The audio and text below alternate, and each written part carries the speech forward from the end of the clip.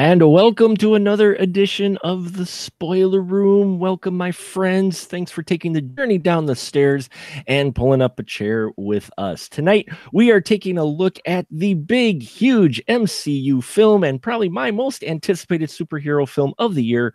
We're talking, of course, about Black Panther. And I've got a great crew assembled here to talk about this interesting and blockbuster hit. First off, he's back with us, Mr. Astro Radio Z himself.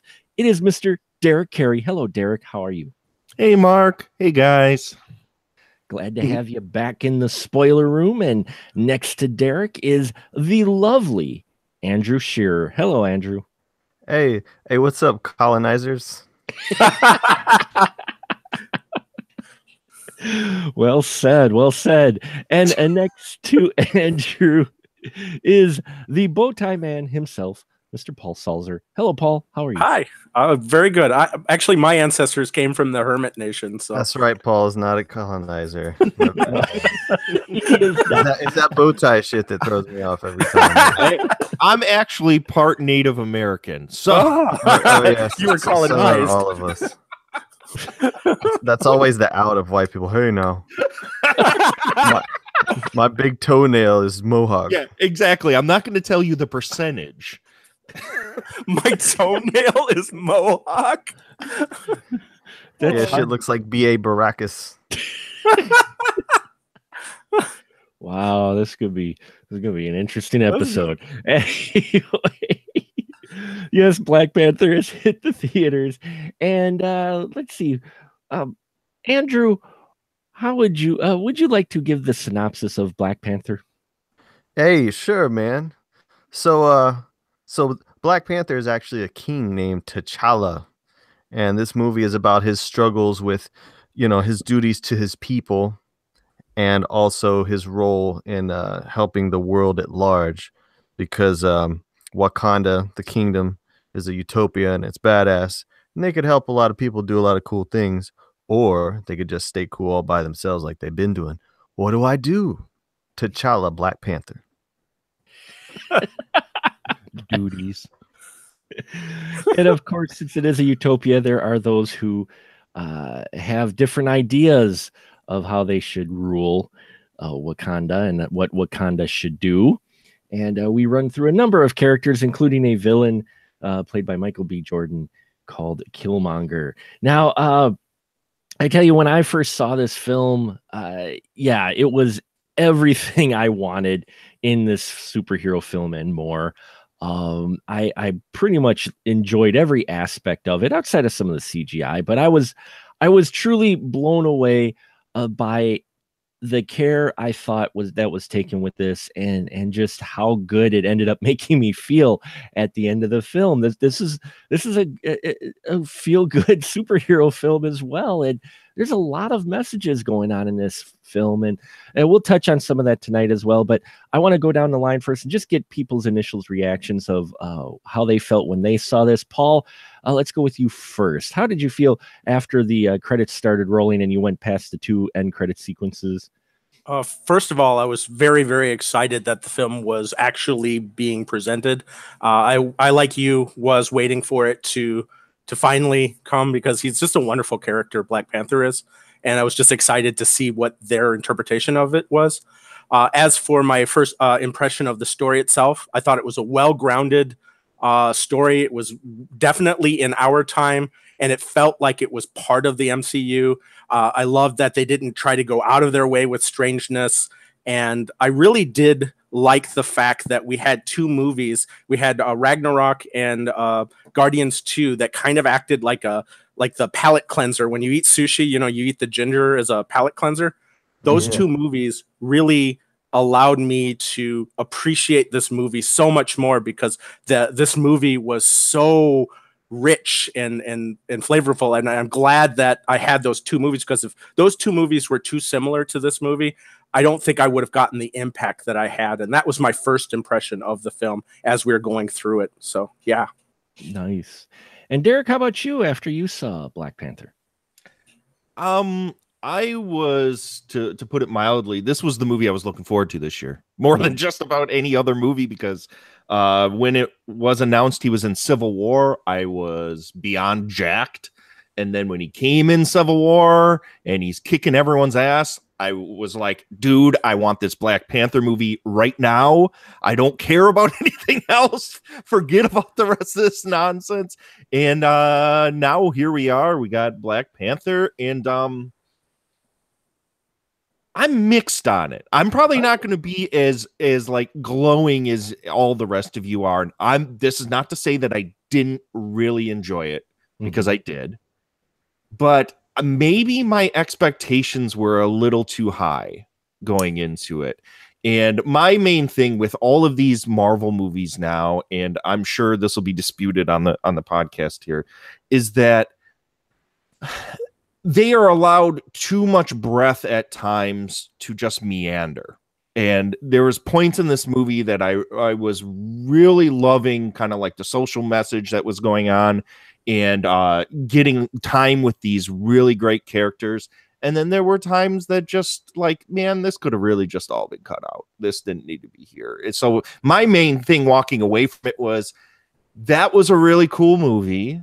I loved the message of it, but it was too long. so that's, but it's still Black Panther. So of course I still liked it. But yeah, that was my initial impressions. Where that I liked it, but I was a little underwhelmed. And there's a number of other people I've seen out there as well that were kind of the same way, where they felt a little underwhelmed with some of it and felt that it did go a bit too long in parts. And so there are quite a few out there that would agree with you on that, Derek. So Andrew, how about you? I kind of know where you're going, how you felt about Black Panther, but why don't you tell our audience how you felt when the credits rolled? Well, I was messaging with my middle school best friend Malik Mohammed. I met him in 7th grade, and we bonded over G.I. Joe file cards that I'd brought to class. And so we both loved Public Enemy. We both loved Do the Right Thing. We had a lot of discussions about race, because he was like, I don't know any white people. So I was like, well, okay, what do you want to know? So we used to talk about, and he was just like, I was like, is this the blackest movie ever made? He's like, I guess, I don't know. I think. And I was like, is this not the movie? Like, would we have not just exploded when we saw this when we met each other in 7th grade? He's like, I don't even know what my life would be if I saw this when I was in 7th grade. And I was like, yeah, I got to keep that in my mind. I was afraid going in that I would need to know too much from the other Marvel movies, because quite honestly, I don't really give a fuck about them, and I haven't really seen all of them. So I love that it was like its own story, and I need to know all of that shit. But I was surprised at the amount of female power that was in Black Panther, and that, me, it just skated me right into. Yeah, I had trouble sleeping. I was like, yeah.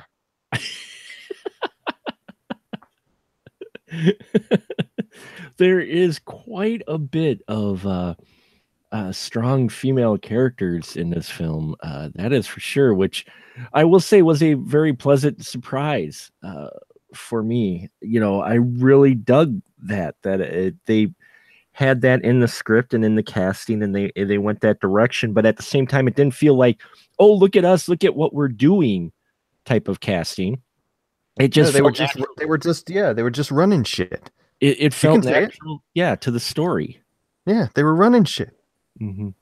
Yeah, and apparently, I was reading up on it. I saw an article recently, today, actually, about the warriors that are in Wakanda that are devoted to protecting the king, and there are actually the Dahomey Amazons, a real life group of female warriors who were just as badass. They were so badass that they were sent in to battle the colonizers more than the males, because they were that badass, and the colonizers were more hesitant to kill women. So tell you. And their looks, if you see pictures of them, you could see how they modeled the warriors in Wakanda after this group of Amazons. So, oh man, y'all know I ain't been doing shit but posting articles that I read about that stuff. Oh, I know. I've seen your feed. So, Okay. but yeah, it is interesting.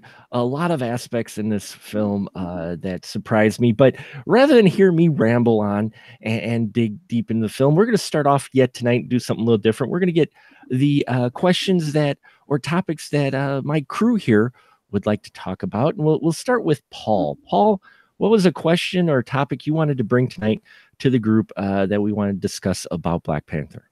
Okay, my question is, are we given enough time to digest Marvel films now, or do you think that they're being produced too fast and we just don't have we it's so fast that they're putting them out in so little amount of time that we can't really truly appreciate that? Because I would have loved to really appreciate this film up to a year from now, but I just know that the next Marvel film's coming out in a few months, and I'll be like, I just know myself that I'm going to be like, oh, this is the greatest film ever.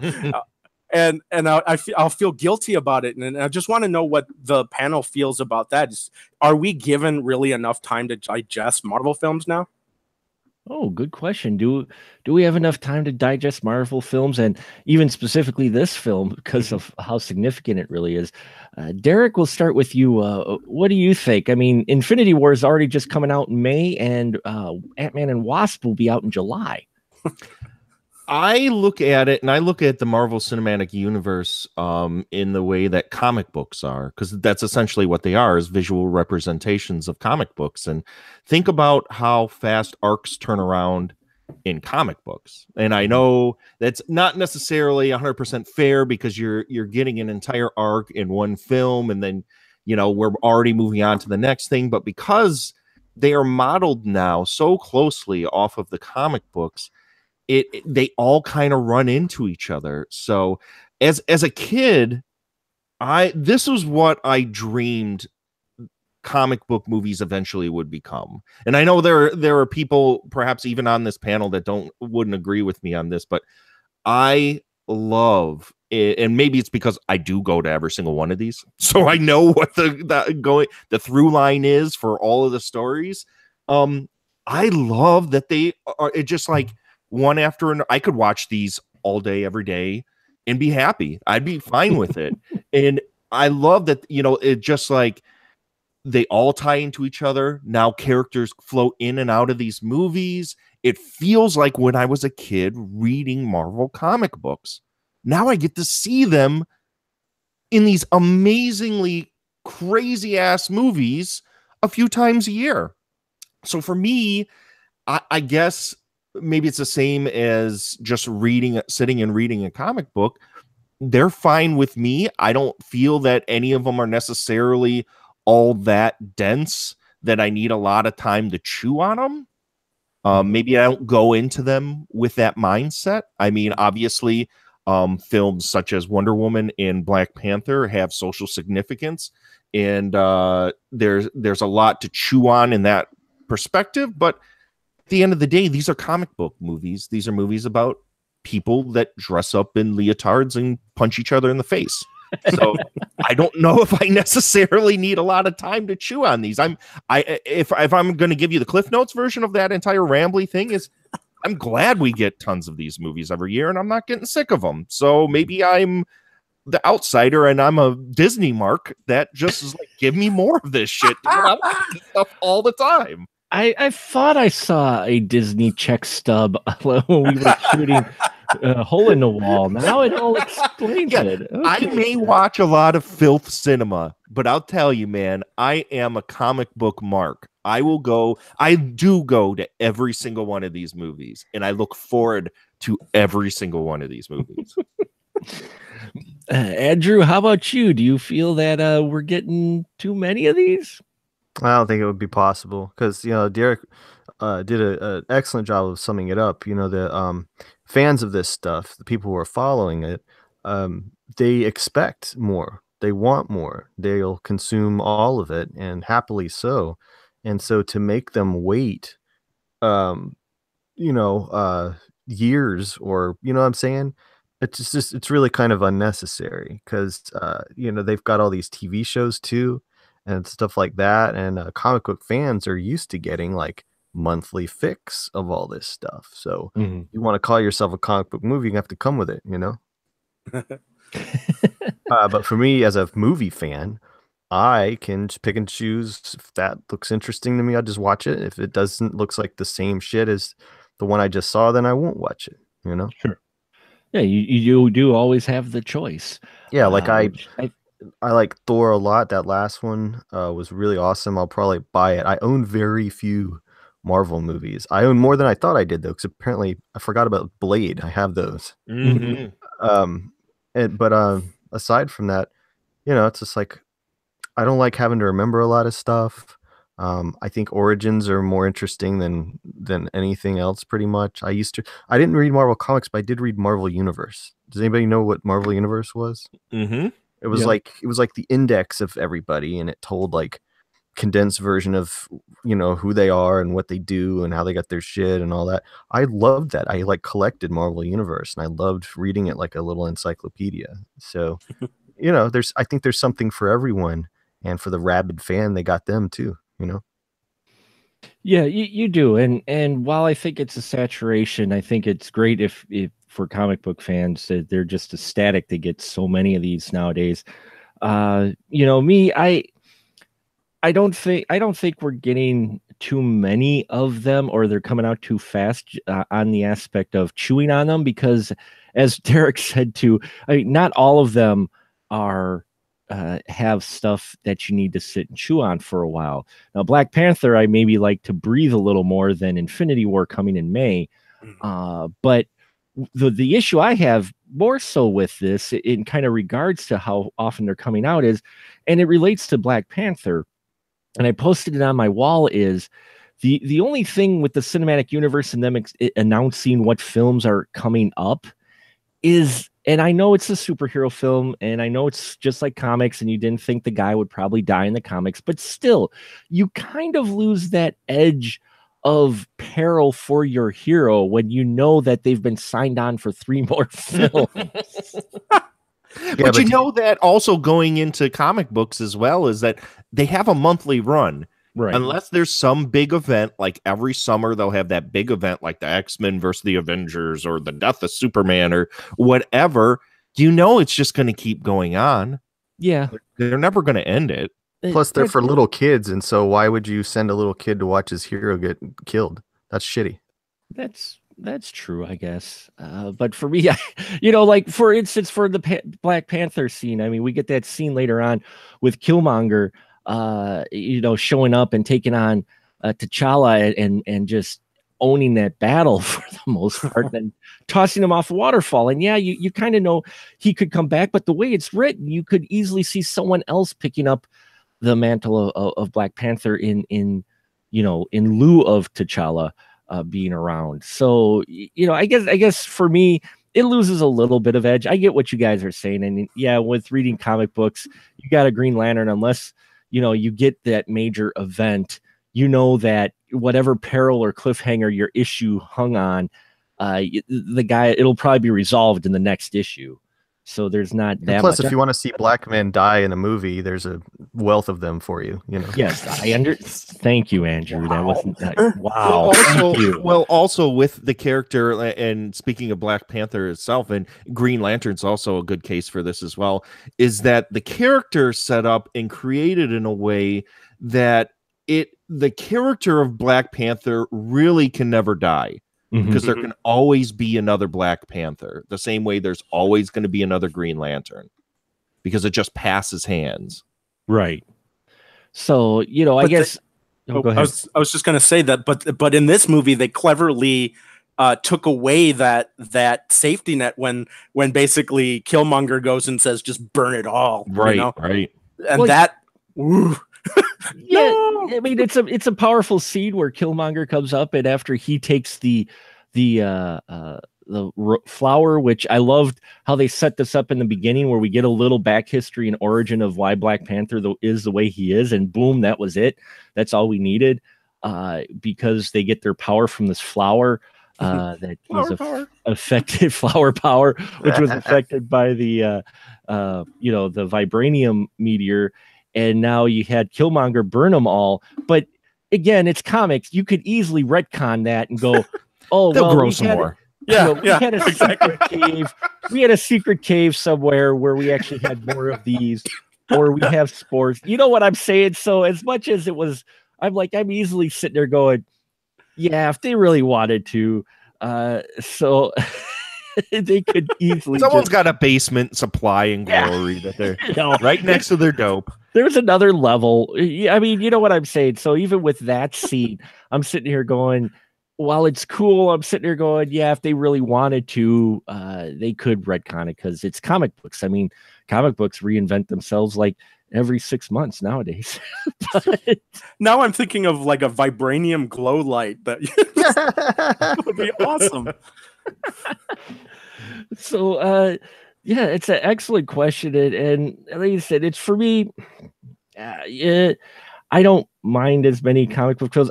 What I liked about Black Panther, and Derek touched on it, and I think Andrew touched on it too, is the fact that you didn't necessarily need to see the other films to follow this one, though this one still added, though a little more subtly, to the main storyline build up to Infinity War.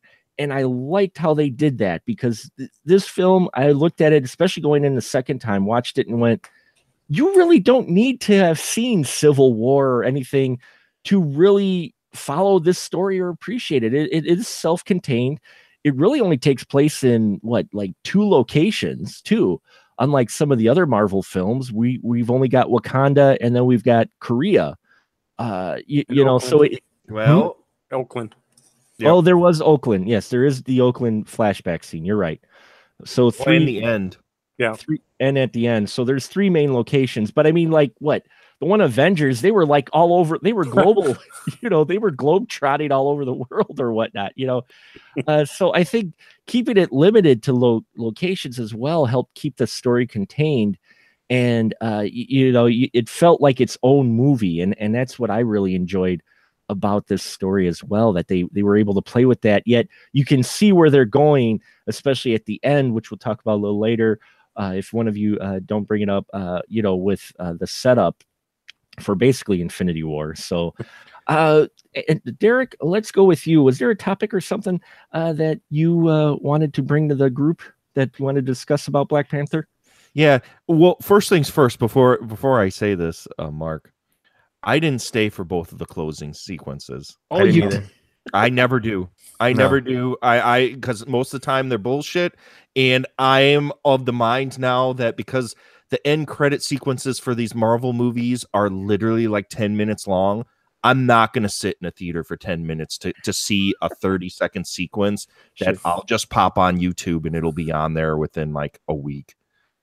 Maybe I'm impatient, but after drinking a huge thing of Mountain Dew and sitting for 2 hours, me going to take a leak is far more important than seeing like a 30-second clip of, ooh, there's an Avenger. It was so good. I didn't want like Iron Man to show up and fuck it up. I'm like, there's enough white, 2 or 3 white people. Fine. Don't throw another one in there. So can we spoil this? And can you guys spoil? I saw the first one. What was the second one? Bucky and Shuri.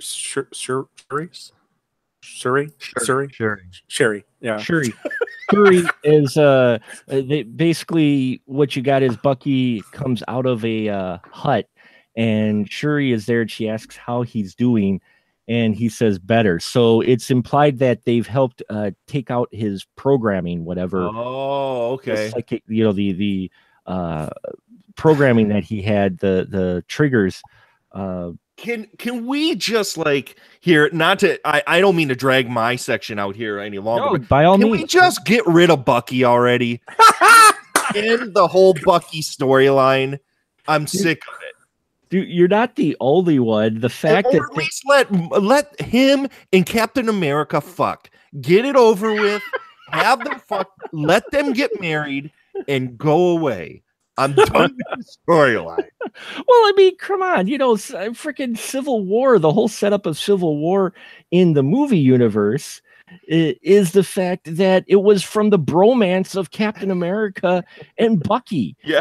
It wasn't anything really. I mean, the Accords, they snuck it in there, but it really was the bro love between. And I'm like, dude, seriously?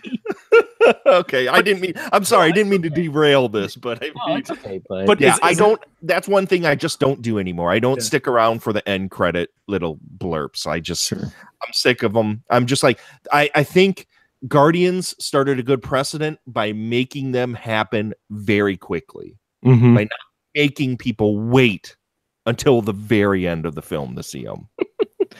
Yeah, and everybody was kind of disappointed in these because again they're like, oh, this didn't set up much or whatnot. But They never do. The first end credit sequence is basically Wakanda opening its doors to all of its technology, just like at the end. And you're like, well, that's going to be a setup, so they have some at least weapons that could possibly take on Thanos's army.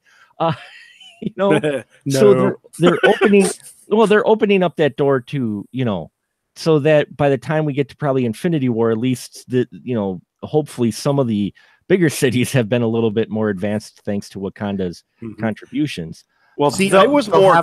Oh, sorry. Go ahead, Paul. I was just gonna say they're gonna have the technology, and it's just going to make Thanos look that much tougher when he defeats all of those defenses. That's what I'm expecting. Thanos is just going to destroy everything anyway, so exactly. It doesn't matter. But I took that first one as more of just still tying in along with, and obviously it's a spoiler room, so we can spoil whatever. The social consciousness of the ending of this film, right? Where that was the big thing. I'll get to my question eventually here, Mark. That was the big thing that I loved about this movie at the end, was that this was a character that really, truly had an arc, had went through some trials and tribulations, and had learned from his mistakes and from his experiences and decided to do the right thing. It's a superhero that wants to actually make a difference, not a superhero that just wants to eradicate evil. It's a superhero that wants to make a difference on a very person per person societal level. And that first post-credit scene where he's in front of the UN and he's saying how they're going to open their borders, I thought was more tying into that than the overarching Marvel storyline. Good. That is. Yeah.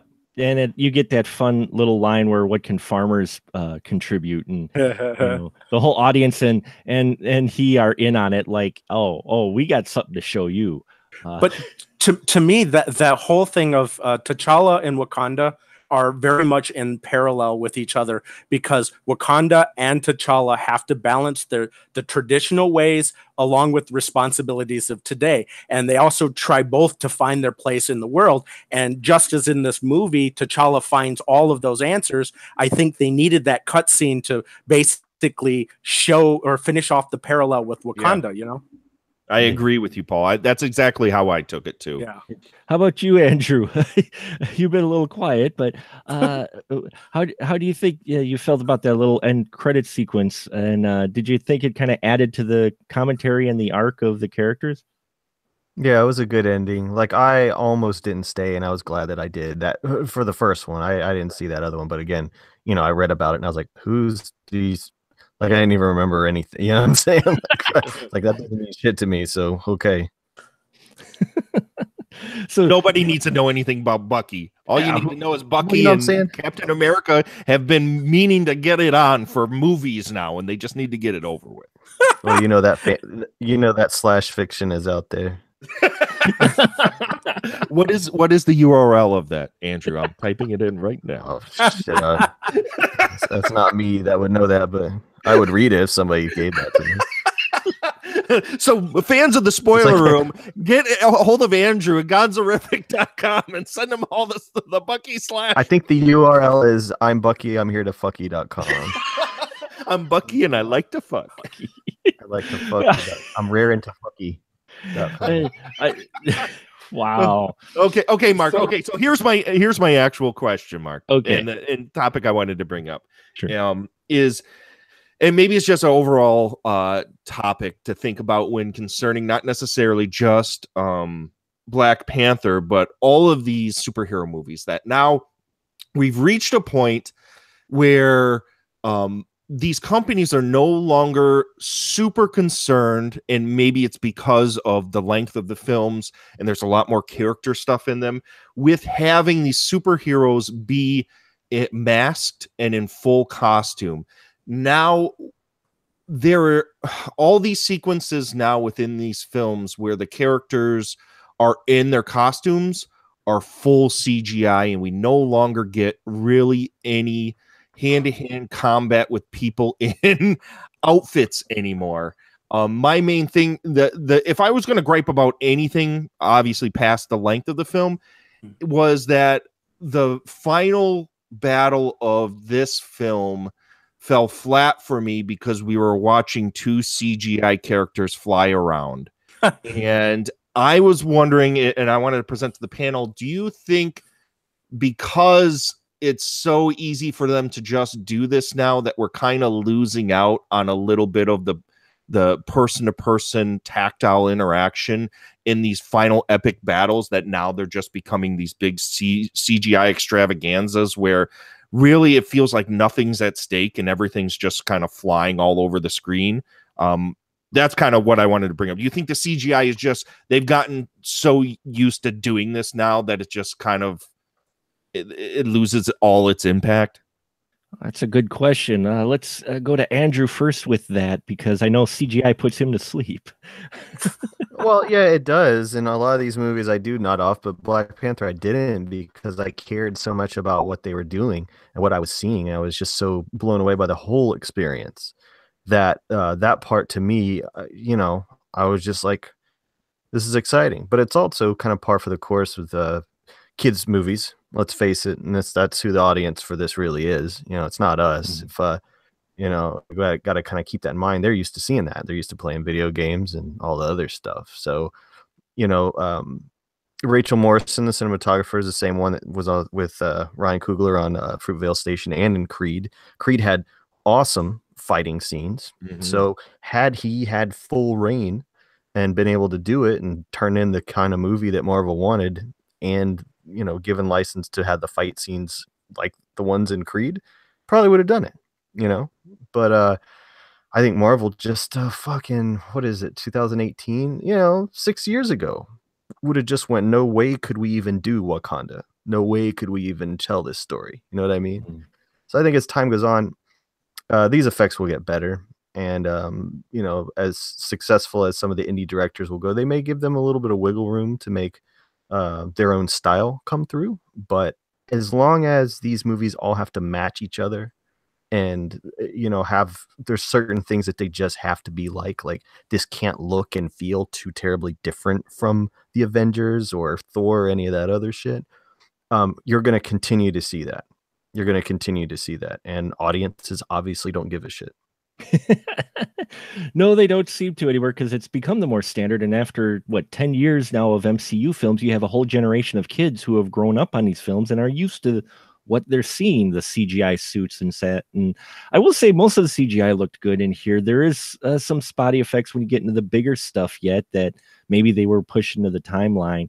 And this end fight, you do get some physical hand-to-hand, but you do get the CGI suits on them, with it disappearing and reappearing, and that with the inhibitors to the vibranium, which I thought was an interesting angle. But the minute they brought it up earlier in the film, when she's talking about it, I'm like, oh, that's going to come into play later in the film. The minute they talked about, oh, well, I created these things to deactivate vibranium, I'm like, well, I know where the final battle is going to take place here. Just because that wasn't a bad thing. It's just like, oh, okay, yep. And sure enough, and yeah, you do get the CGI suits in there, which I think were a little bit distracting, but overall I still was digging the action sequence. How about you, Paul? Dude, when you were 13, homie, when you were watching movies and like that you like with special effects, you're like, fucking A. Now you watch them, how many of them got corny ass effects in it? Yeah, that's true. Right. You know what I'm saying? Yeah, I think my main thing and why I brought this up is because there are so many really great hand-to-hand physical combat sequences, like the one in the casino with Okoye, where she's just destroying people, and it feels like I can't think of what that film is. It feels like some of the Tony Jaa stuff, like really chocolate, kinetic. and really fun. And then that final battle between Killmonger and Black Panther are just two CGI characters floating around beating each other up, and it just doesn't have the same kind of feeling to it. And while I like wire fu type stuff, this still felt even more floaty than wire fu stuff.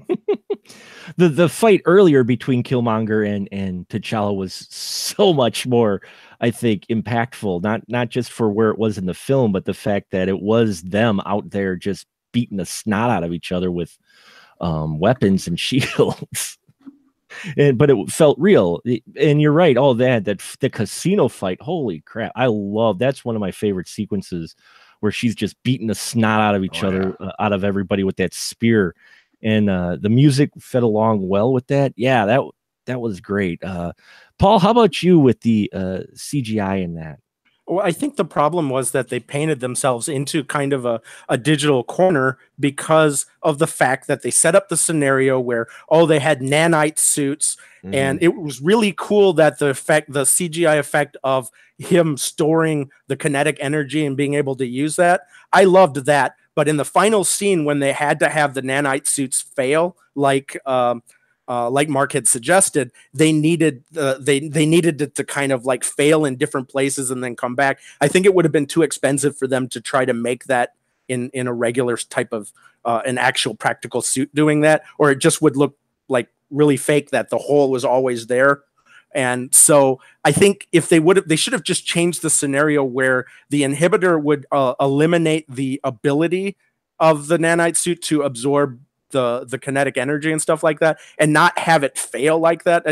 It's weird to make an armor in the first place that makes holes when it fails. That was kind of a stupid thing. I almost would have liked it had the armor just disappeared. Yeah, that would have been even better, or just have it just a solid thing where when they punched, it actually mattered that they punched, Mm-hmm. And so they could have entirely done away with it if they didn't have that scenario. But also too, they had to have the train going through there to make kind of different places of peril. And so I think because of the train going by really fast, it was just cheap and convenient for them to do it in CGI. God, and it's also possible there was so much CGI going on in that battle. Yeah. And it's also possible that because it's Disney and Marvel Studios, they might have had a deal with the companies involved that, hey, we have to funnel money into these departments. I'm just thinking Disney's like, it's got to be a certain percentage of a cartoon, or fuck it, you can't do it. Yeah, right. Exactly. My gripe is when the cinematography style changes. Yeah, I think that calls the attention unnecessarily to the digital effect, and in other ways it wouldn't, because like you think about Arrival or Blade Runner 2049, cinematography stays the same throughout the film, despite the fact that you're seeing digital effects. And I think that weightless issue that a lot of us have with all of them, and the clearly completely digital environments, it's all kind of like calls more attention to itself when the camera is then taken away by a Rachel Morris and then given to some animator. Yeah, well, you kind of get that in this final battle sequence, which, you know what, another prop to Black Panther writers. We didn't have the major battle within the city with massive collateral damage. It all took place on this mountain outside of the technologically advanced city. So the city pretty much and the inhabitants stay intact. So kudos there. But you really get that this final battle is actually working for me with them fighting with each other and the female warriors coming out to take out the other guys who are attacking Black Panther, and everything's working. But then the rhinos show up. And I don't get me wrong, I loved the rhinos show up, and you get one of the best scenes in there with I forgot the warrior's name who just stops the rhino in its tracks. Was that Okoye? Okoye. And I'm horrible with names. I do apologize to everybody involved. I'm Polish. Leave me alone. But I thought the fight was fine where it was all still hand to hand and stuff. And even with the digital shields, that's still working for me. But then when the rhinos came up and started tossing people was where the special effects for me kind of took me out of it a little bit. When it was tossing people, I'm like, okay, yeah, now you're kind of you kind of took me out of it, because up until then, when it was still hand to hand between all the warriors, that was some badass scenes right there. And it So had you don't some, want a toy of Okoye that comes with the rhino that she can kick its ass. oh, You of don't want course I that? do. Okay. Well, of course I do. I mean, who wouldn't, right? Who just Yeah. doesn't want a figure of Okoye? Well, dude, I'm getting it. I got a T-shirt of her in the mail. I'm not even fucking around. I found one. Cool. I cannot stop thinking about her. And we actually have a couple of viewers, and Bloodsport mentioned that he enjoyed the T'Challa being, tricking Eric and actually getting to stab him. And I will say I enjoyed that angle of how they finished the villain like that. That's where the openings in the armor, I guess, take play into effect. So there is that, and they did make it work within the plot. But as far as how it looked, though, they're still getting there with that humans in digital costumes. I mean, even in Doctor Strange, I love Doctor Strange, don't get me wrong, but the cape, you're like, that's CGI. It still looks CGI interacting with live action. There's still some things with the wearable CGI stuff that they've got to work on. That's why I was glad Suri's was a Panther hand cannons were real. Those looked awesome. Hey, and in 3D, did you see it in 3D? I did not get a chance to see it in 3D. Them hand cannons in 3D, man. Whoa. That's a lot of these digital effects look better in 3D. Like the cape in Doctor Strange was trippy as shit. It was great. It looked a lot better, but it was only a single effect, and he wore around his neck. You could still tell it was a little bit CGI in spots, but in this one, with the spots, I can definitely see what Derek's talking about, that the full CGI, but it's still, at least they worked it into the plot, and they could have approached it a couple different ways, but it still made for an interesting ending to a film, especially with him not completely dying and taking him up for the sunset scene, which I thought was a really interesting scene for a superhero film like this, with a villain and the hero. Showing you how T'Challa is actually kind of a unique superhero, like we've said before, where he actually kind of wants to change things. He's not just about winning. Well, I think he loves him. He's a family member. You could tell that he was very distraught over the entire thing. I mean, obviously he had something he had to do, but I bet you if things were different, he would have wanted to try and understand him more and work together. I mean, that's kind of the point of his character, isn't it? Mm-hmm. Well, and he also showed that in Captain America: Civil War, when he didn't allow the villain there to kill himself. So it shows that his character is very solid and based on an actual principle that they didn't just change it from movie to movie. Mm-hmm. So that was great too. Well, and he didn't kill M'Baku in the first challenge when he shows up and he takes on M'Baku, who's a great character. And we've got this first fight scene, and he's like still kind of talking the guy out of it. I mean, here we have a superhero who tries to talk every opponent he has out of fighting, going, "Hey, we could do this a different way." Andrew, am I off on that, or is T'Challa that type of guy? No, man, there was so many things that the movie was saying about violence. The fact that there's no guns in Wakanda. Christ.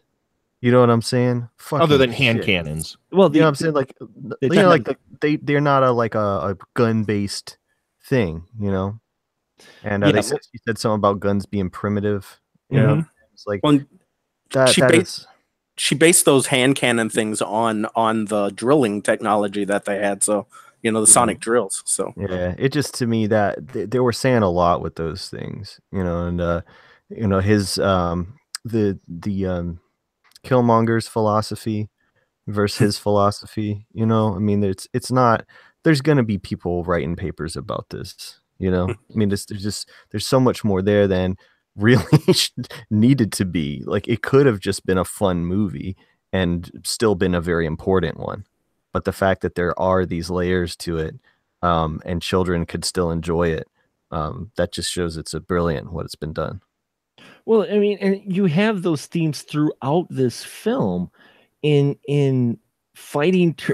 There's a lot of messages in here being spoken by characters you would not expect that could be applied to the real world.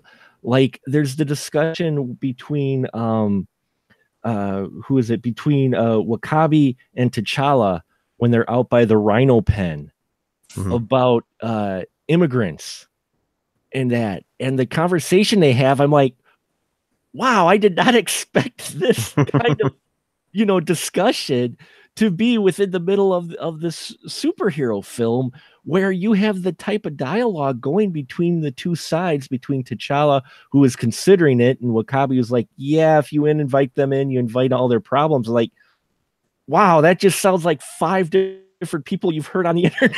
Right. They're talking about discussions there. You've got other ideas too, where holding on to tradition and traditional thoughts, is that a good thing? Or, should you try to work with today and change your way of thinking? I mean, that's kind of the overarching of Wakanda, not just T'Challa, that, hey, maybe we do need to not take such an isolationist and build a wall around our country. I'm just saying, there's a lot of stuff in here being said by characters that I honestly did not expect some of these messages to come across, considering the characters that we have in here. And, is that surprising, Paul, some of the discussions they have in here? No, because this is the one film, with the exception of Thor, T'Challa is like the one character that has like royal responsibilities, and you would expect him to be able to take on those type of responsibilities. You don't see that with Thor, because Thor was kind of the kid, and he eventually gets into the responsibility. But T'Challa, he starts out that way. Like, he is responsible. He is trained all his life to be a leader. So all the problems that a leader has to face, he has to face. And that's why this movie can really dive into it, where all the other films, it wouldn't make sense for Captain America to really talk about these type of things in my mind, or especially like Peter Parker talking about these things would just be like, why are you talking about this thing? You should have problems of what's on Netflix, that sort of discussion. Yeah. So, yeah. So it didn't surprise me at all. What about you, Derek? Did the discussions, kind of the topics, you mentioned the social topics that it uses to bring up in here, did it kind of surprise you with the characters that we have, that it was brought up the way it was? Nah, not really. I kind of expected it, to be honest. I think in general, the Black Panther character and the whole idea of Wakanda is mostly about social constructs and about the interactions of people, and maybe is isolationism better? I mean, what is our social responsibility on a global scale? I think these are things that are intrinsic to the Black Panther character, and it didn't surprise me at all. I had a feeling that's what it was going to be going in. So I was glad that it wasn't a really superficial film. I mean, in a lot of ways, I mean, it's still a beat 'em up kind of movie, but it's always nice to see these movies kind of have a little depth to them. So yeah, no, it was good. I liked it. And how about you? How about you, Andrew? Was this kind of what you expected as well? Kind of having some of this social commentary in here and the discussion that they had? Yeah. I look forward to the day when you could just, a black person could make a movie that doesn't have to do that. Right. No, I get it. I mean, there was, and the same thing with Patty Jenkins and Wonder Woman. There were so many things that it had to be, in addition to being the biggest success ever. They're not going to let him make another movie if it was a bomb. Like, white people can make 100 bombs and still get $1 million, movie deals. They can't, Yeah. Wonder Woman had to be massive success. Black Panther had to be massive success, and they had to be everything. They had to be ultra, with their message. They had to be, what I'm saying? They had to be better Right. One of those movies is expected to be because of that. And so I look forward to when they don't have to be. No, I get you too. It'd be nice too when we have that where a film doesn't feel like it has to put that in there for the expectations. And that kind of goes along with what Andrew, you and I were talking about with Posse, in that, kind of putting everything into the one film because you're not quite sure if you're going to get another chance to do something like this. Yeah. If it's not a success, holy crap, we won't be able to do this anymore. And luckily Black Panther is a success. So blowing box offices up, just left and right, which is awesome. So, and Andrew, how about you? Did you have a question or topic we haven't talked about? Do you want to address tonight? Who freaked out when they saw the Public Enemy posters? Guilty. Who went right back to 92? I was the same way. I you know what? I missed it the first time I watched the film, but the second time I was like, oh, holy crap, there's a Public Enemy poster right there. That's awesome. Yeah, no, that's not my actual question. No. That ain't not my actual question. My question is, I'm gonna go down the line and everybody just rap your favorite Public Enemy song. No, that's not it either. That's not it either. I'm starting to think Christopher Nolan's Batman movie, and I'm eating candy, so sorry. It's okay. I went across the room to open the pack, so I wouldn't get on the thing. I'm starting to think Christopher Nolan's Batman movies are the worst thing to happen to superhero movies, because you can tell me if I'm wrong about this. They've given old people a feeling of entitlement about all comic book movies. And that's just what I think. I mean, what do y'all think? Oh, you think it set a unusual precedent that kind of changed the landscape of expectations for old people for their comic they're book? like, oh, it's not serious enough. Mm-hmm. It's not hardcore enough. It's not for me. It's too, I think little kids should be able to watch more of them than they can. A buddy of mine is like, her kid loves Marvel, loves the characters, but the movies are so fucking, they're too violent, Yeah. And she was like, could I take her to Black Panther? She saw Thor. And I'm like, no, you can't. There's stabbings and people bleeding out and getting shot and die and necks breaking. And no, you can't take her to that. And, obviously I'm trying to tell somebody how to parent, but you know what I'm saying? Like, old people seem to like, geeks, especially old geeks, they seem to like thinking like, because the Nolan Batmans are such a big success, there's still this, and it's worse in the DC camp than it is in Marvel. But there's this idea that that's the template for what a superhero movie should be in order to be successful and taken seriously. Do superhero movies need to be critical success? Do they need to be taken seriously? Can they be fun?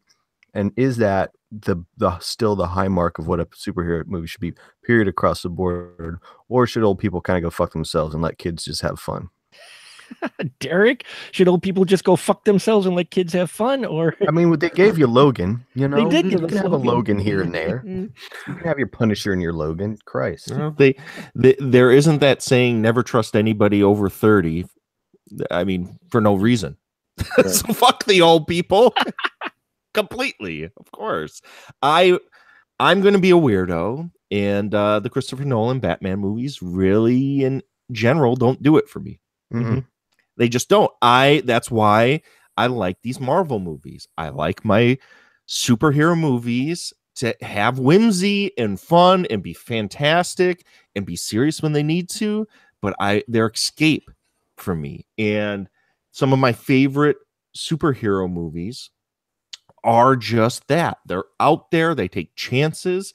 I know this series has been brought up a lot because obvious racial connections to Black Panther, but Blade is one of my favorite series of any comic books because it's just so out there and so ridiculous. It's serious, but it's also very camp. And Spider-Man, I've been a Spider-Man fan since I was a little kid, and those Sam Raimi movies have always been like, I know this is unpopular. For some reason, all of a sudden I learned everyone hates those movies for some reason. I don't quite get it. I maybe I just was like, I watched them in a bubble and thought, man, these are fucking awesome. What my lifelong dream has come true. Spider-Man's on a movie. And then all comic book fans are, no, that's the worst. That's not what Spider-Man is. Blah, blah, blah, blah, blah, blah. Nah, they loved that shit when it was new. Of course they did. Of course they did. Now everyone likes a Spider-Man that has a Iron Man suit. So go figure. No spider sense, but a Iron Man suit.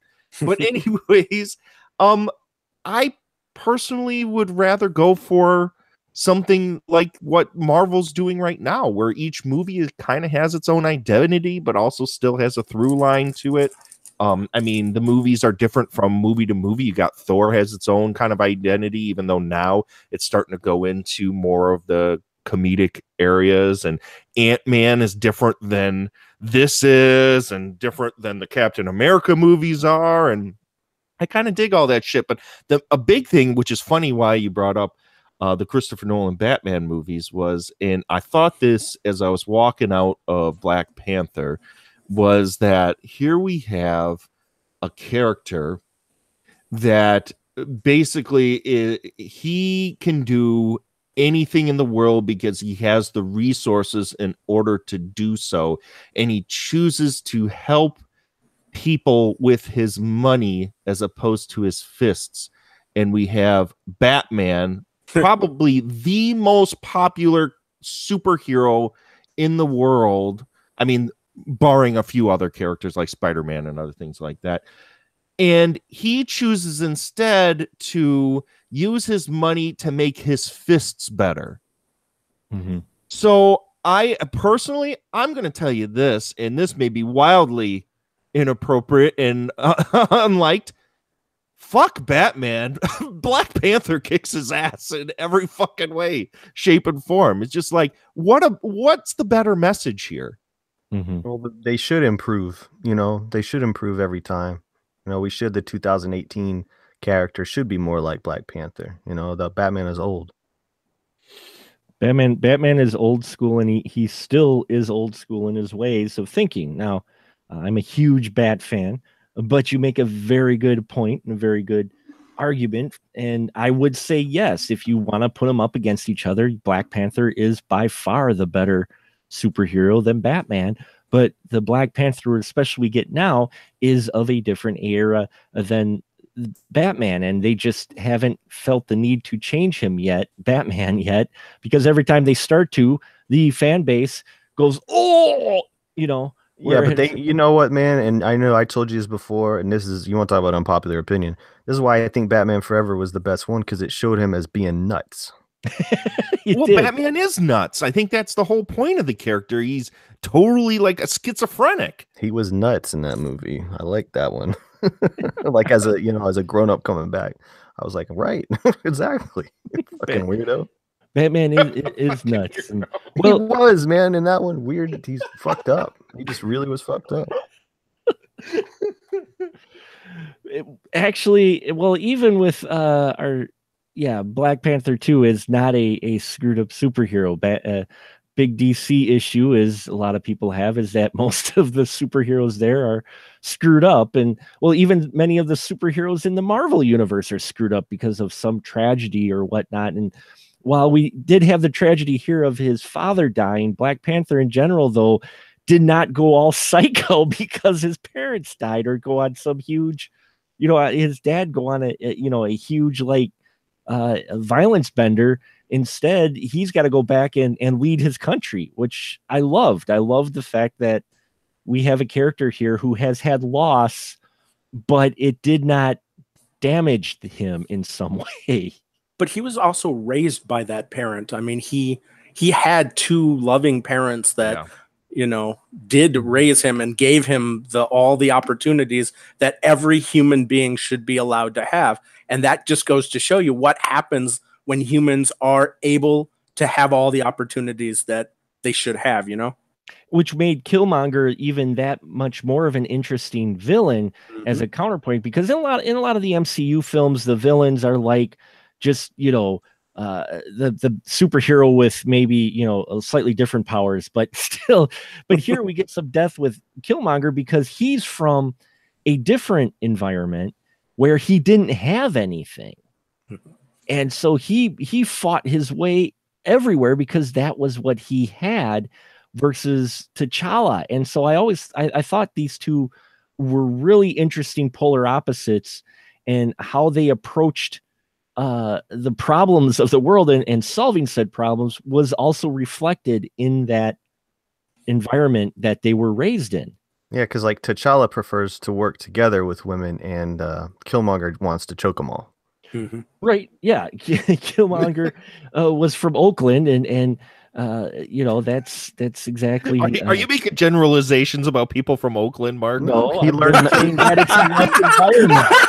I was You're not saying he making took it- the wrong message away from "It Takes a Nation of Millions to Hold Us Back." I was not. Oh Jesus! There you. No, I wasn't. I was just saying that it was the environment that he came from was very different from the environment that T'Challa came from, and they approached their how to solve problems differently. They kind of both wanted to get to the same point to where to improve the world. It's just one wanted to do it a little bit more with a hammer than with an outreached hand. So He wanted to choke more women to do it. that's true. He did. Bloodsport mentions that Killmonger reminded him of Galvatron from the Transformers movie. Yeah, in many ways, in his philosophies and how he wanted to go about things. Yeah, I could see that. Yeah, because Galvatron and his twisted way, his mind, he was just wanted to improve things for his people. Did So- Galvatron choke female robots? There weren't that many in that movie, though. Yeah, was there weren't many female There you go. robots. There was a lot more female characters in Black Panther than there were in Transformers films. All of them That's a shock. combined. Yeah. But they what a called him shock. Galvatron, which sounds, admittedly like the one drag queen Transformer. I would watch that Transformers movie. So Black Panther here, we talked about a lot of the main characters. Let's talk just I don't want to go too late today, but let's talk a bit about the female cast. Namely, we have the relationship between T'Challa and Shuri, his sister, who seems a bit completely different than everybody else in Wakanda. Andrew, what's up with Shuri? She appears to be like a teenager, but Mhm. like also just like the most brilliant scientist and engineer there is. You get the impression that Shuri's responsible for a lot of what you see there in Wakanda as far as their advancements are concerned. Right. But if not that, then definitely the stuff that T'Challa is able to do. It's just a great message, just going like, man, what would they be without the women in this society, right? They're the ass kickers, and they're the tech people too. I was blown away. That was a part I was not expecting. I'm like, they weren't sidekicks. You know what I'm saying? They were like what I said at the beginning. They were running shit. They were running every shit. Although my favorite, though, you didn't ask me this, that car chase when you got Okoye and Nakia driving together. Mm-hmm. God damn, they could just make that whole movie like that. I want what are they called, the Dora Milaje? Yeah. I want their movie like next. That needs to be it. I'm not going to another Marvel movie until the Dora Milaje movie. just about them and Yeah. the general. Mhm. Yes. I'd watch that. Hell yeah. I mean, she used the freaking that whole scene in Korea. Wow. Let's talk about that action scene. First off, we've got Andy Serkis just playing it up as Claw. He's like happy to have no motion capture stuff on his Yes. face. But he still looks like Gollum no matter what. You ever notice that? Yes. He's a Totally. Gollum looking motherfucker. I guess the Gollum is a circus looking motherfucker. I don't really know which is which. And as much as we complain about the CGI battle at the end, the worst CGI that I felt in this movie, the thing that completely took me out of the movie, was his frickin' arm. His arm, yeah. Yeah. Oh my god. They should have been able to do that at least. Can't y'all do like a mirror or something? Yeah. Why is that hard? Well, the thing is, you look at what they did for Furiosa in Mad Max, and you're like, you can't do a little bit better work on his arm because, Oh. I I think where it was taken off was probably that was the problem. Or yeah, something. it's where it's taken off. But still, this fight scene where we get in the casino first off, where everybody's kicking ass, And then the ladies, they get in the car, they drive, and oh man, Derek, what did you think about this action scene where the ladies are going after Claw? I liked them. I didn't like the Black Panther flying through the air and all that nonsense, but those two, they worked together really well and they were fun. And that shot where she throws that spear through the car and it sticks to the road and flips over, I'm just like, that's fucking badass. That shit is awesome. I'm with Andrew. I could watch a whole movie of those two, just buddy, like almost like a buddy cop movie where they just go around solving crimes and kicking ass. Well, I mean, in terms of the effects, we've seen everything. We've seen, they're not going to show us anything new with effect, let's face it. But the people and the situation, man, that little whole section was like a spy movie. That was the shit right there. There were parts that felt like spy movie in here, and this fight definitely did have that. Paul, how'd you feel about this whole fight scene in the car with the two ladies? Oh, I felt like a kid again. I really did. I was like, I want a video game. I want PlayStation 5 to be one of those things where I can just hop into this virtual reality car simulator where I can chase, Andy Serkis all over the place. That's what I want. What you get for being such a prick to all the visual effects people, you Gollum. Exactly. Throw a spear at him like, fucking dick. And Andrew mentioned it earlier. None of the female characters, I think, at any time in here felt like sidekicks at all. No. They felt like just equal warriors in battle, and these two especially. I mean, when she sat there and she goes, she sticks the spike and she goes, give me a minute or whatever, and she crawls up onto the roof of the car. I'm like, oh damn. And I love that, because if you notice what they did, they have her on the roof of the car fighting, and then we cut between scenes of Black Panther on the roof of a car fighting. Showing that they're equals in the way they fight. And I think she was a little bit more badass than Panther, actually. Because, he had the energy suit where he could, destroy cars like that after he gets shot up a lot. But even there, you have his sister driving the car virtually from Wakanda. That whole sequence, that's probably my favorite action sequence, even more so than the final battle, was just how that all played out from when the fight started in the casino all the way to the end. I think that was one of the best sequences in this film, personally. Yeah, I agree with you. That's my favorite sequence of the entire film, to be honest. We're just looking at a straight, fun action scene. And I have to say, more than any other character in the entire film, Okoye is she is the fucking movie. Yeah. To me. Literally, I could watch an entire movie of just her. Because Black Panther, while he was a cool character, he kind of fell flat for me. Next to her, he definitely fell flat, because she is such a presence in this movie. Oh, she is. And they even have that scene later on where they're fighting Killmonger as he's in his own Black Panther suit, and the ladies are taking it to him. Yeah. I mean, if he didn't have the energy suit, Andrew, if they didn't have the energy suit, they would have kicked his ass.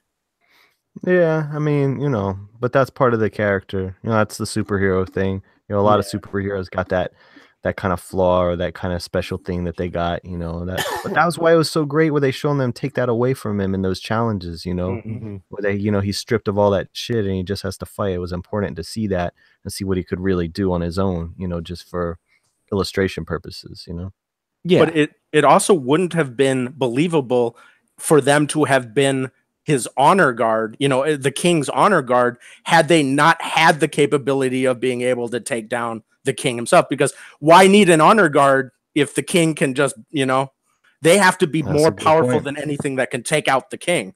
So it made it more believable that they were that freaking awesome.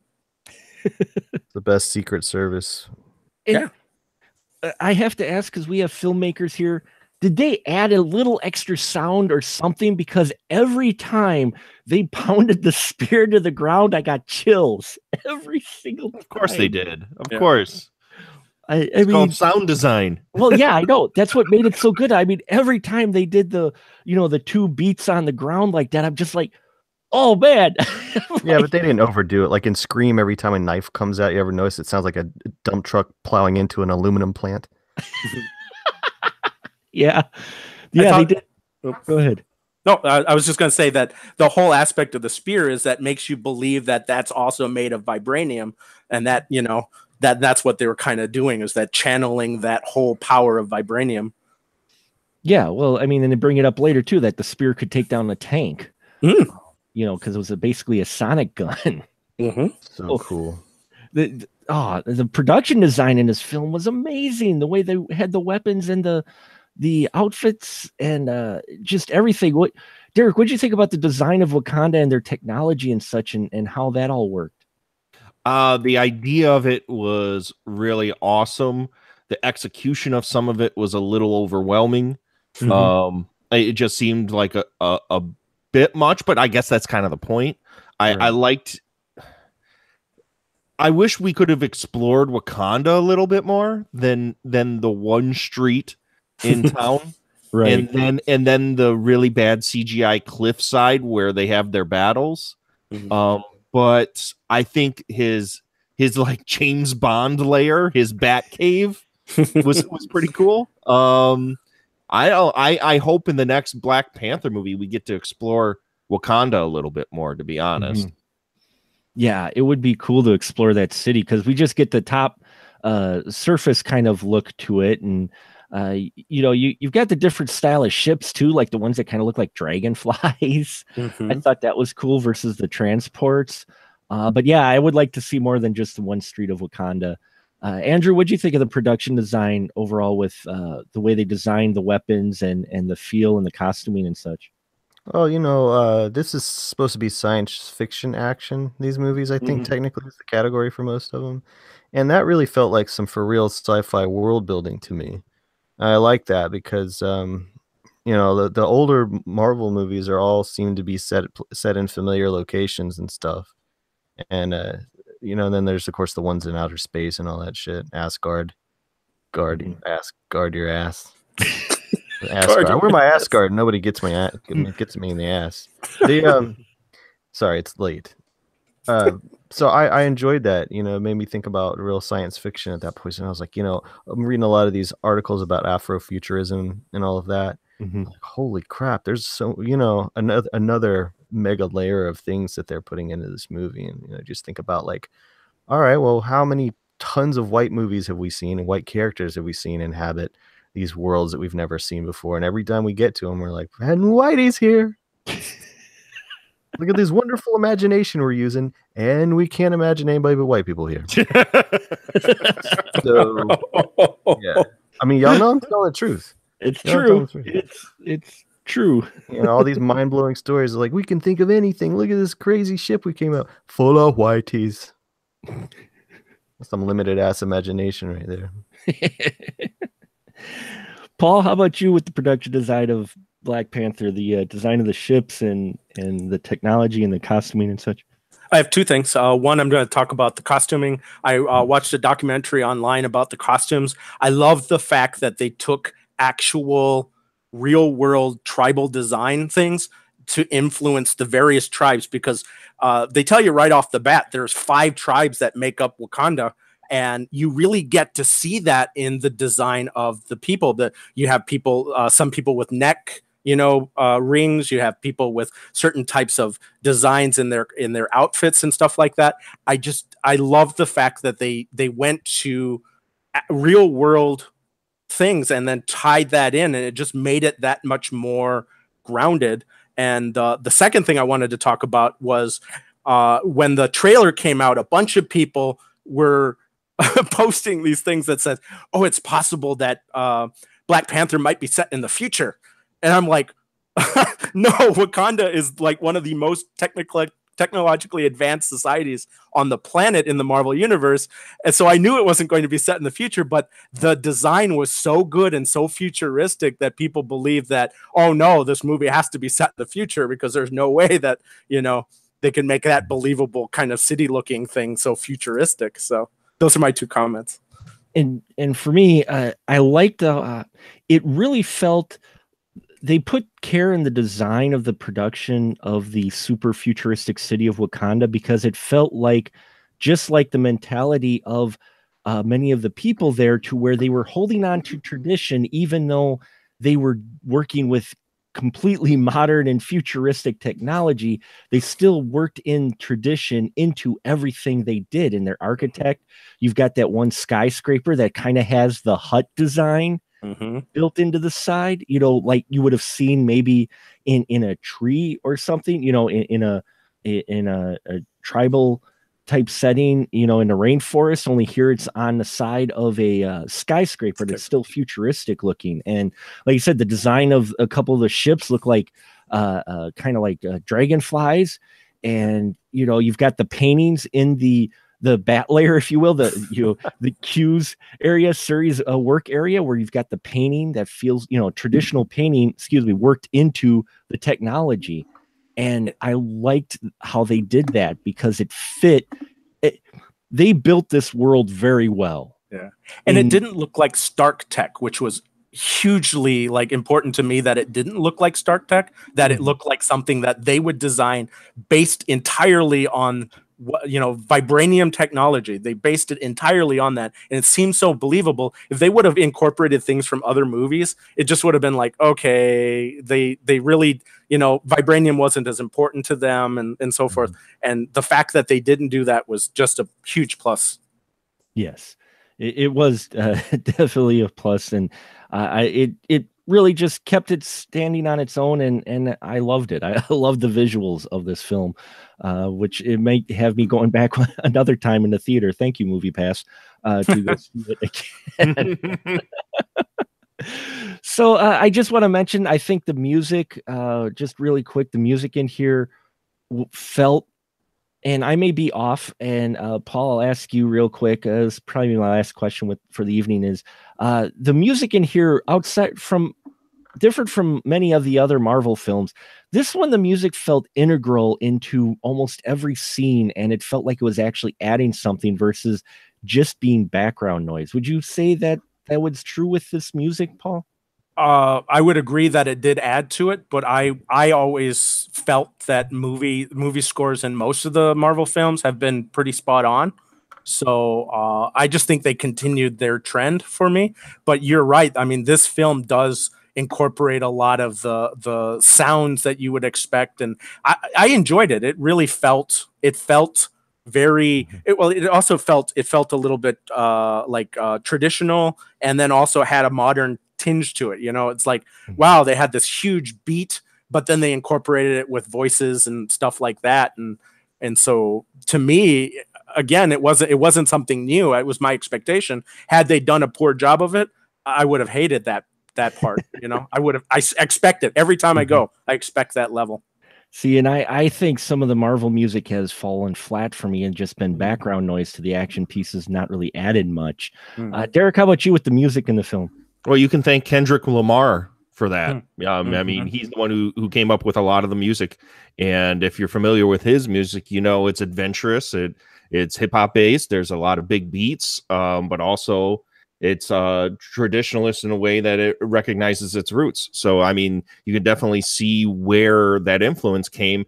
And Paul, if you haven't had the opportunity, there's a great video online, and I forget what the channel is, but it's a really famous channel on YouTube that deconstructs a lot of cliches and tropes within Hollywood films and films in general, that goes in depth onto why the Marvel Cinematic Universe's scores are some of the worst scores ever produced for big blockbuster films.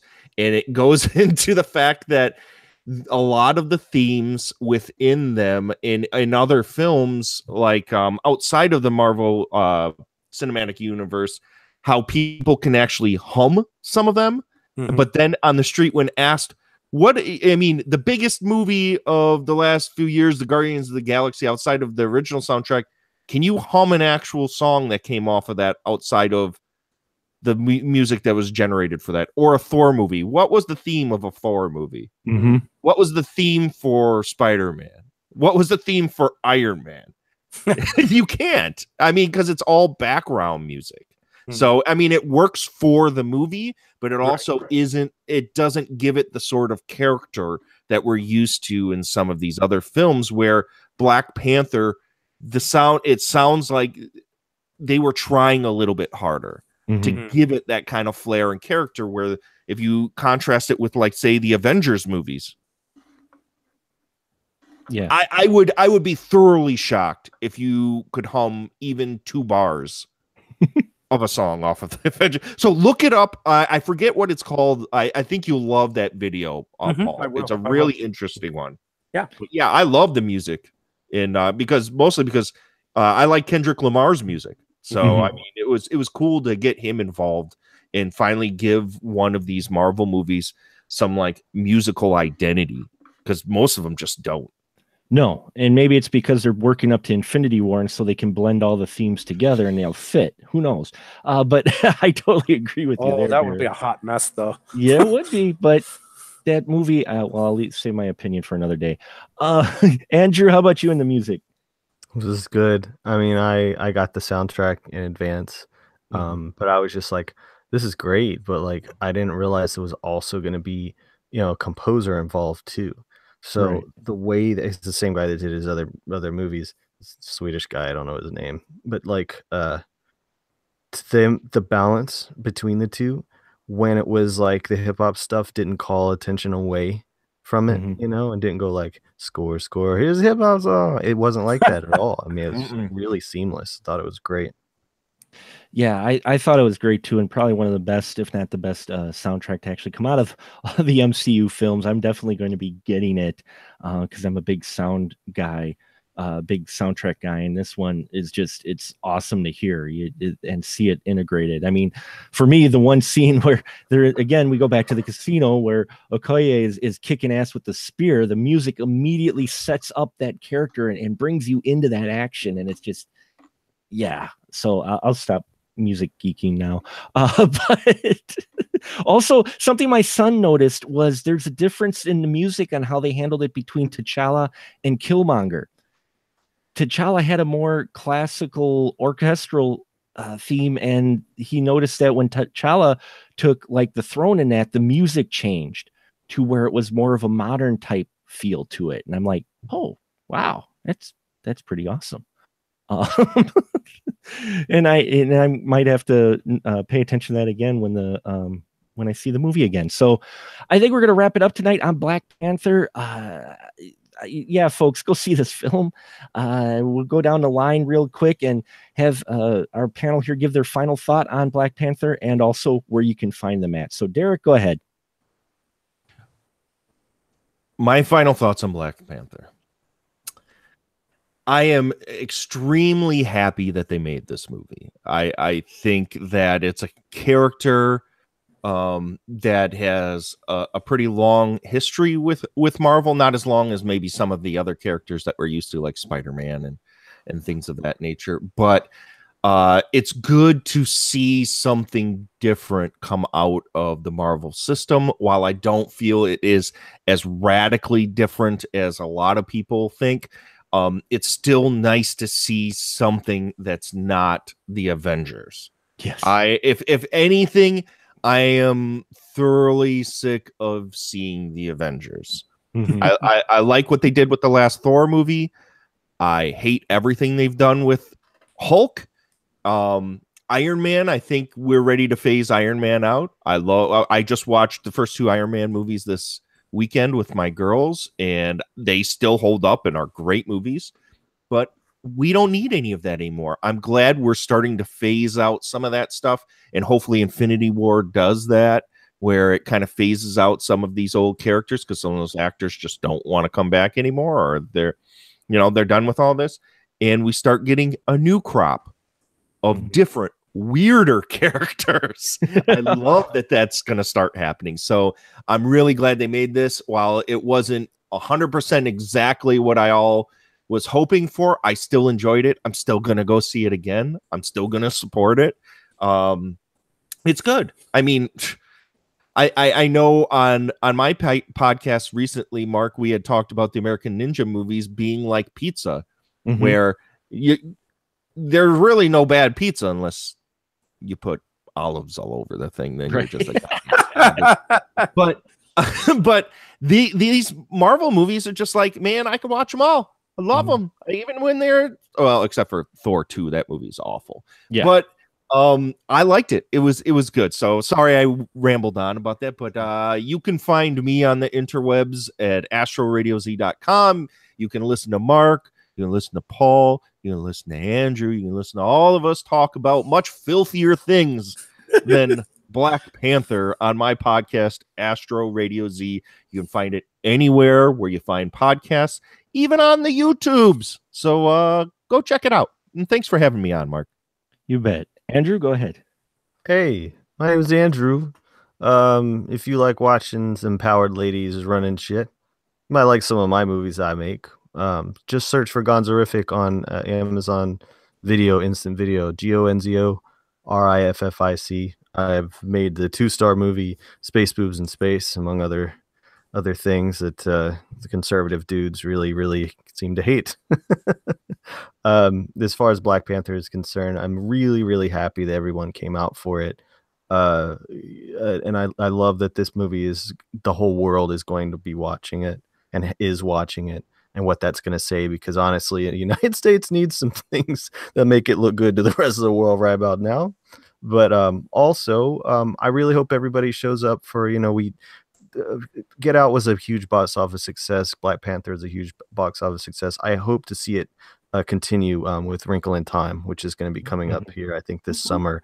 That is by Ava DuVernay, and also from Disney, given a huge budget to tell a story where the central character is a person of color. So I'm interested and hopeful about the success for that film as well.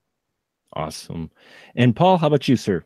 My final thought is I'm upset with a few of the fans of this film because they seem to have forgotten all about Blade, which I really liked. I liked that series, and I'm disappointed that people forgot about the importance of Blade in the Marvel Universe. But that does not take away from this movie. This movie is fantastic. People need to see it. If you haven't seen it yet, shame on you. You should see this. It's a good movie, and it's worth seeing.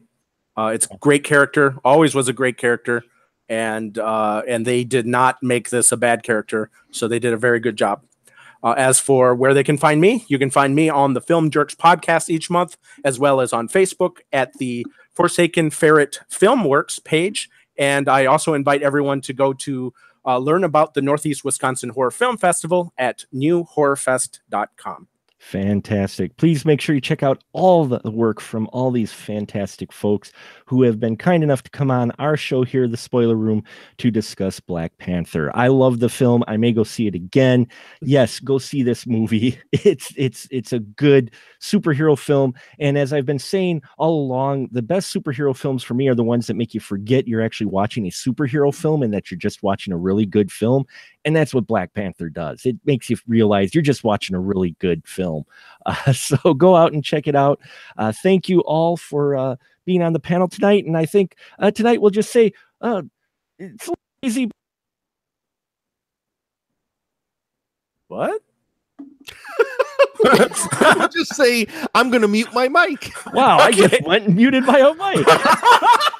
I think for everyone, I think I speak for everyone here when I say it. Let's just have a good night, everyone. Say good night, all. Good night, all. Good night, Brian. If you don't like